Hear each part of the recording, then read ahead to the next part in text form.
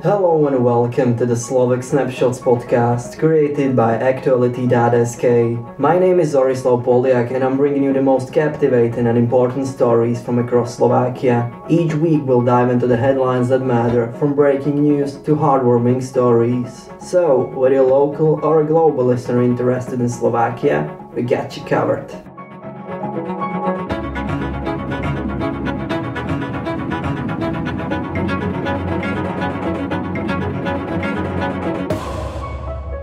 It is 8th of June and you're listening to the Slovak Snapshots podcast. Europe elects its representatives this weekend. The European elections will take place in Slovakia on 8th of June. Slovaks will elect 15 members of European Parliament for a 5-year term. There are 22 political parties and one coalition. The election campaign ended at midnight on Wednesday and moratorium began. European Parliament elections are held every 5 years. This time allows the citizens of the European Union to have their say regularly and to influence the composition and policies at the European level. The last European Parliament elections were held in May 2009. In today's European Parliament elections, Slovaks can circle up to maximum of 2 candidates from one candidate list.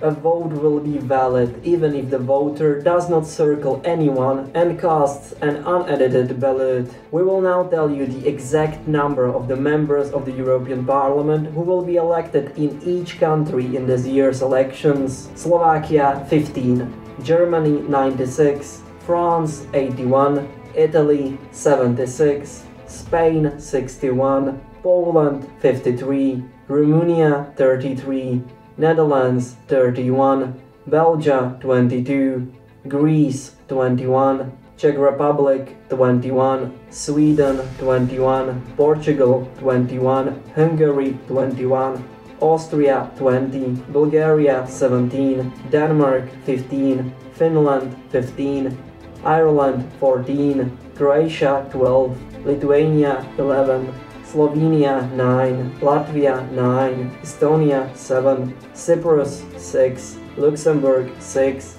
last but not least, Malta 6. Robert Fico is back. Dobrý deň, vážení priatelia. 15. mája sa ma v Handlovej pre moje politické názory pokúsil zavraždiť aktivista slovenskej opozície.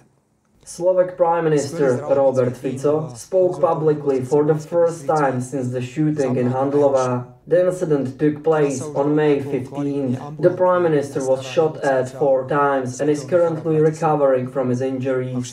In a 15-minute video posted on the social network, Fico talks about how an activist of the political opposition tried to assassinate him in Handlová. He also says he forgives the 71-year-old shooter. "I feel no hatred towards the unknown person who shot me. I will not take any active legal action against him or seek compensation," the Prime Minister says. Fico also informed about his ability to return to work. If everything goes optimally, he could sit in the Prime Minister's chair again in the turn of June and July. In the video, he also expressed his gratitude to the staff of the hospital in Banská Bystrica, which was the first to take care of him immediately after the attack. In the video, he further described the assassin as a messenger of evil and political hatred, which was allegedly spread by the political opposition. It is to be expected that the anti-government media, foreign-funded political non-governmental organizations and the opposition will start downplaying the attempt to assassinate me, that it was just an attack by a madman and that there were no links between him and the opposition, Fico claims. I want to ask the anti-government media, especially those co-owned by the Soros financial structure, not to go down this road and to respect not only the seriousness of the reasons for attempted murder, but also the consequences of this attempt. Fico goes on to tell the media. The Prime Minister did not comment further on his health. He said only that the attack has caused serious damage to his health, repeated operations, a lot of pain and suffering.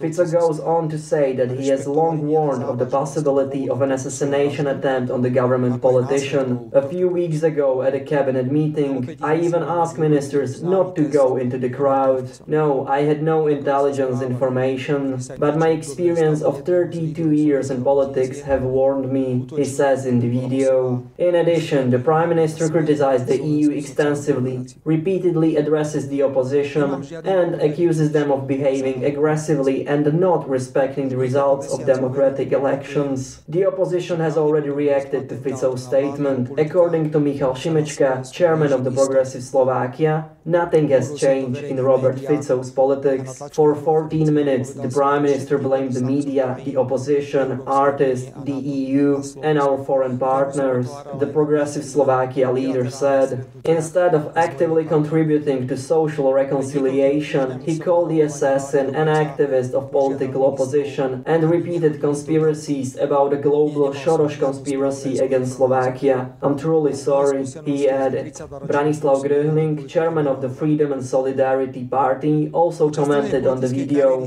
Robert Fico had the opportunity to overcome his shadow and his past. However, instead of an attempt at a society-wide reconciliation and step back from his side, we have seen the exact opposite, he commented on the social network. Igor Matovič, leader of the Slovakia movement, also commented rather harshly on Fico's speech. The people, or half of the people, who expected that the sight of death in his eyes would bring back their conscience have been disappointed. The former Prime Minister said, 15 minutes of bile, hatred, false accusations, lies and divine fabrications. Matovič said. Bratislava is threatened by floods.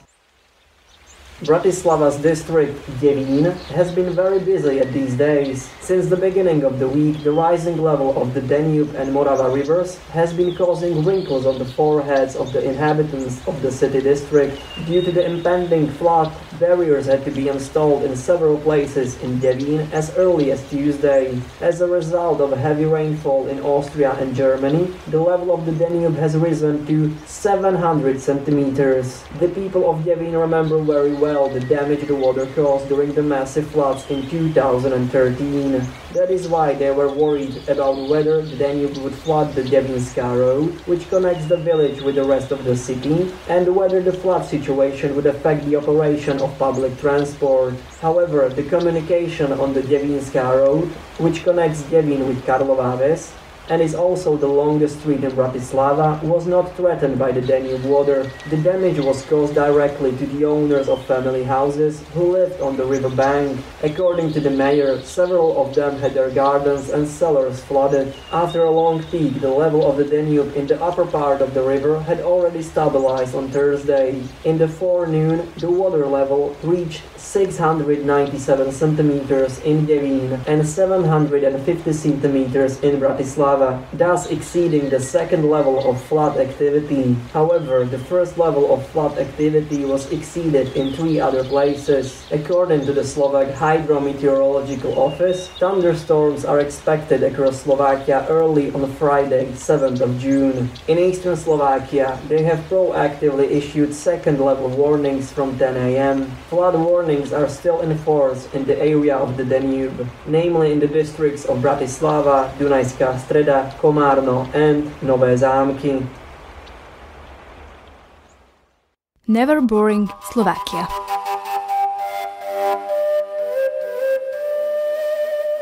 Did you know that contact lenses were invented by a Slovak? In 1959, they were invented by the Slovak scientist Otto Wichterle, who developed modern soft contact lenses together with the Czech scientist Drahoslav Lím.